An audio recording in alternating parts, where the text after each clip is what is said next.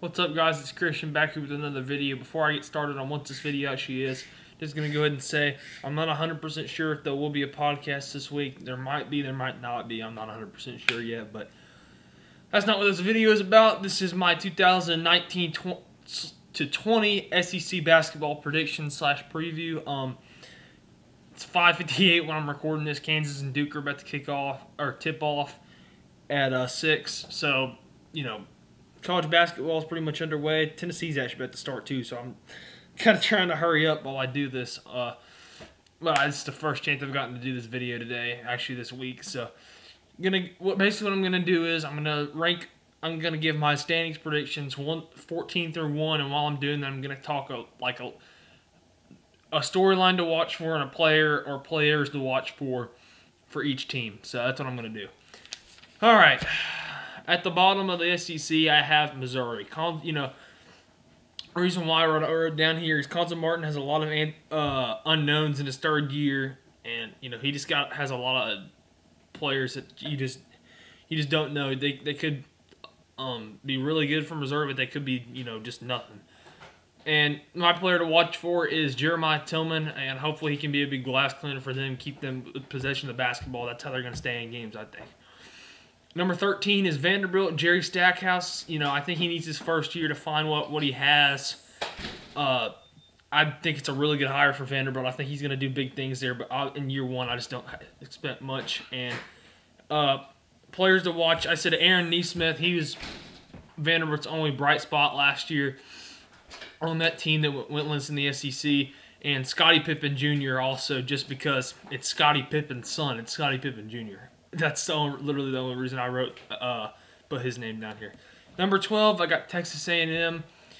I expect Texas A&M to be at least competitive in Buzz Williams' first year as head coach, coming over from Virginia Tech. All his Virginia Tech teams are always competitive, so I expect them to at least be competitive this year. And my player to watch for Texas A&M is Savion Flagg. He was their leading scorer a year ago, and he's coming back to school, so look for him to be a leader for them. 11th, I have Arkansas. Eric Musselman's first year in Fayetteville should be very interesting. Coming over from Nevada, and it's going to be interesting. I think, he's trying to get Arkansas back to being the national power, so like they were in the '90s. So yeah, and then the player to watch, I think, is Adrio Bailey. It might be Adrio. Correct me if I'm saying that wrong. Either way, I think he's going to be a leader for them, and hopefully he leads them to at least a few wins, and hopefully they compete a little bit. Number 10, I have Georgia. You'd hope to see improvement in Tom Crean's second year. Obviously, he was a great coach in Indiana for all those years, except those last few years. And obviously, they fired him. He went to ESPN for a couple of years, and then he came back. Again, he came back into coaching at Georgia. But I expect to see some improvement in his second year, at least a little bit. And my player to watch is, he was highly touted freshman Anthony Edwards. He was a guy that everyone wanted, from Kansas to Duke to Kentucky. All four of these teams playing tonight, I'm sure, wanted him. And, that was a big get for Georgia, and hopefully he can at least lead them, and hopefully he stays there for a while and isn't a one and done. Number 9, I have South Carolina. Frank Martin has to find a way to replace Chris Silva.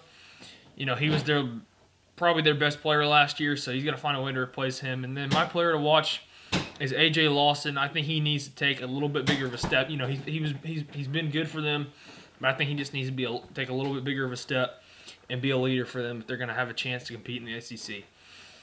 8th, I have Mississippi State.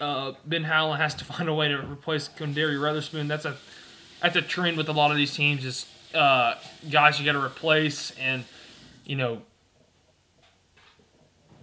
new players coming in, stuff like that. So, I think he's got to find a way to replace Quinndary Weatherspoon. And my player to watch is his brother, Nick Weatherspoon. Hopefully he can come in and take up for some of the slack that Quinndary is leaving. So, that's going to be Mississippi State's key to success this year, I think. Number 7 in the SEC, I have Ole Miss. Kermit Davis is coming off a great year in year one. The question is, can he keep it up? He lost a couple of seniors that were really good for him, but My player to watch is Breein Tyree. You know, he led the team in scoring last year. He was a real pain with the ball, pretty good on defense. So I think he's their key this year. If he plays good, usually they play good as a team. 6, I have Alabama. You know, I'm really excited to see what Nate Oates can bring to Tuscaloosa coming in from Buffalo. I would expect them to succeed sooner rather than later, actually, in the SEC. Well, you know, I'm not expecting them to compete for the SEC championship or anything like that, but I think they make the tournament this year. I'm very excited to see what he can do in year 1. And my player to watch for them is John Petty. You know, I think he's going to be a team leader for them. You know, the main reason I put that is because I remember last year in that game against Tennessee, he basically almost single-handedly beat Tennessee by himself last year. So that's a big key for them is John Petty. 5, I have the Tennessee Volunteers. The question for them is, can Rick Barnes replace the big 3 of Grant Williams, Admiral Schofield, and Jordan Bone? You know, obviously all 3 of them either graduated or declare for the NBA draft.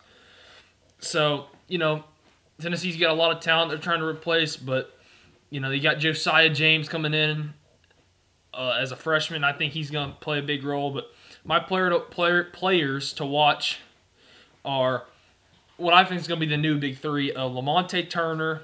You know, he's returning from – these are all 3 returning guys that I think are going to be the new big 3, and that's Lamonte Turner, Jordan Bowden, and John Fulkerson. I think if all 3 of those guys can have success like Williams, Schofield, and Bone did, then I don't think Tennessee's going to leave off. Or, you know what I'm trying to say. I don't think they're going to be any worse. 4th, I have LSU. You know, I don't know.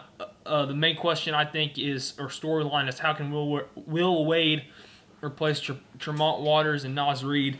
You know, obviously those 2 guys were both big keys to why they won the SEC last year. So I think that's going to be their biggest thing is replacing those 2. And my players to watch are Javonte Smart and Skylar Mays. Those were 2 other big key players on that SEC championship team last year. So we'll have to see if they can keep up their good play and make LSU a contender in the SEC.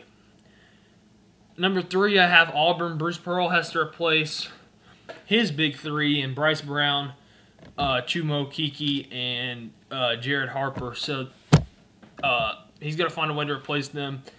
I do think Auburn's going to keep up some of that success that they had in the NCAA tournament. Maybe, I'm not saying they're going to get to the Final. I almost said that they're going to get back to the Final Four. I don't think that's happening. But from that Final Four team, he's got a lot to replace. But I think he can keep it up, and he's a coach that can work with what he's got. And my player to watch is Daniel Purifoy. You know, he was on that Final Four team last year. He was a big asset for him, so I think he can keep their level of play where it was last year. Second in the SEC, I have Florida. Mike White comes in with very high expectations for 2019-20. My player to watch is Kerry Blackshear Jr., the grad transfer from Virginia Tech. He's a guy that everyone wanted. Tennessee, Virginia Tech wanted to stay. A lot of teams in the SEC and ACC wanted him, and he decided to go to Florida, so I think that was a huge get for them. I think that really helps them and makes them a contender in the SEC. So I have Florida as number 2. And by now, if you're keeping up with it, you know who I have winning the SEC. That's Kentucky. You know, it's yet another great recruiting class for John Calipari to reload from what he lost last year. And I think the key for them is going to be my players to watch. I think is going to be, and what I'm interested to see is how their veterans play this year. You know, Ashton Hagans, Emmanuel Quickly, and Nick Richards. I say veterans. It's funny with Kentucky you call sophomores veterans, but I think that's going to be the key for them is those veterans, and if they can, you know, be leaders on the team and help pick up the young guys when they make mistakes, you know, stuff like that. I think that's going to be the key for Kentucky. So Kansas and Duke has started. I'm going to get off of here. Tennessee has started also. So hope you guys enjoyed my SEC preview / predictions, and I'll talk to you again later. Peace. If I can end the video.